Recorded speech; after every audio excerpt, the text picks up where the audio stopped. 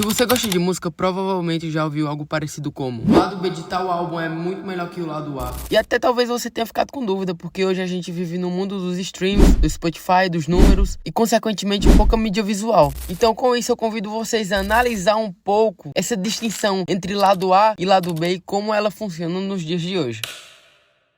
Galera, no início da indústria fonográfica, os discos não funcionavam como estamos acostumados. Os primeiros registros comerciais eram feitos em discos de 10 polegadas, que rodavam a 78 rotações por minuto e comportavam apenas uma música por lado. Exatamente, no começo eles tinham gravação só de um lado. Com o avanço da tecnologia, surgiram os discos de 2 lados graváveis, cada um tendo uma faixa. Essa ideia começou a se consolidar na Europa, e já nos anos 20 virou padrão tanto lá quanto nos Estados Unidos. Ou seja, antes você não falava que, por exemplo, Bruno Mars é cheio de hits, ou então Taylor Swift tem muitos hits, porque as paradas musicais eram incipientes ou inexistentes e não havia hierarquia entre lado A e lado B. E sinceramente as rádios tocavam qualquer uma das faixas, e a escolha de qual música ficaria em cada lado do disco muitas vezes era feita de forma aleatória pelas gravadoras. Por isso não era incomum que os dois lados de um mesmo disco fizessem sucesso ao mesmo tempo, tocando tanto no rádio quanto nas jukeboxes espalhadas por bares, lanchonetes e salões. Sabe aquela jukebox do Minecraft? Pois é, isso existia, tá?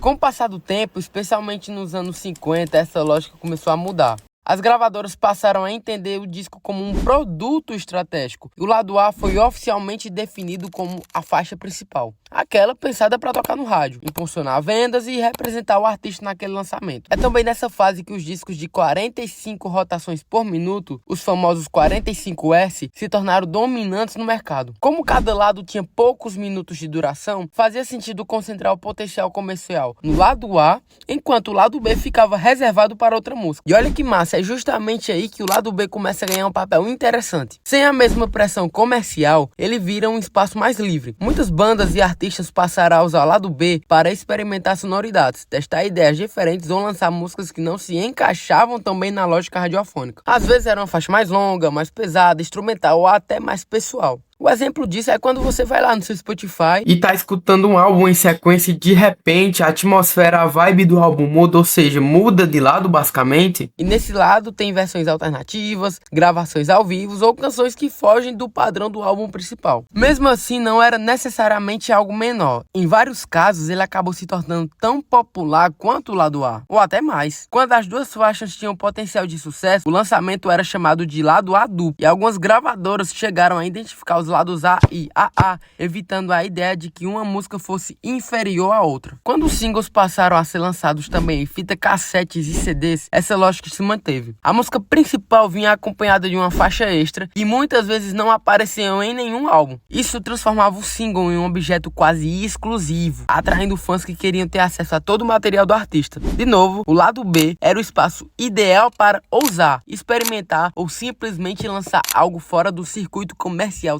tradicional. Essa divisão também é importante quando falamos de álbuns completos em vinil. Muitos artistas pensavam o lado A e o lado B como duas experiências distintas, quase como dois atos de uma mesma obra. O lado A costumava ser mais acessível, direto e convidativo, enquanto o lado B frequentemente mergulhava em propostas mais densas, experimentais ou conceituais. Isso fazia sentido, já que o ouvinte precisava se levantar, virar o disco e se preparar para continuar a audição.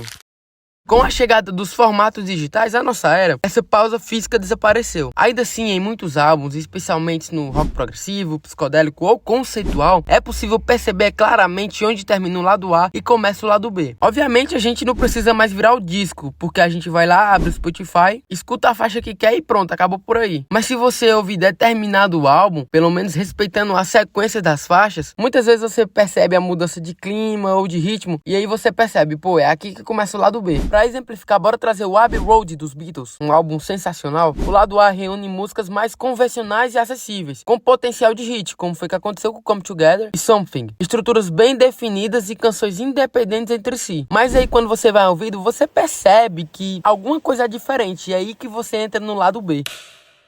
O lado B é claramente mais experimental e conceitual, funcionando como uma peça contínua, quase sem pausas, algo incomum para a época. Em vez de faixas pensadas isoladamente, os Beatles criaram uma experiência narrativa pensada para ser ouvida do começo ao fim. Então, seu gaiato, se você pega um álbum do seu artista e não escuta em sequência, não tá errado, mas eu acredito que você não esteja respeitando a experiência narrativa que o artista quis propor, porque muitos álbuns são pensados para ser ouvido do começo ao fim, e é justamente aí que o artista quer explorar o lado B. Porque o intuito, como a gente viu, é justamente romper com o formato tradicional de canções soltas e usar o disco explorando transições, temas recorrentes e variações de clima.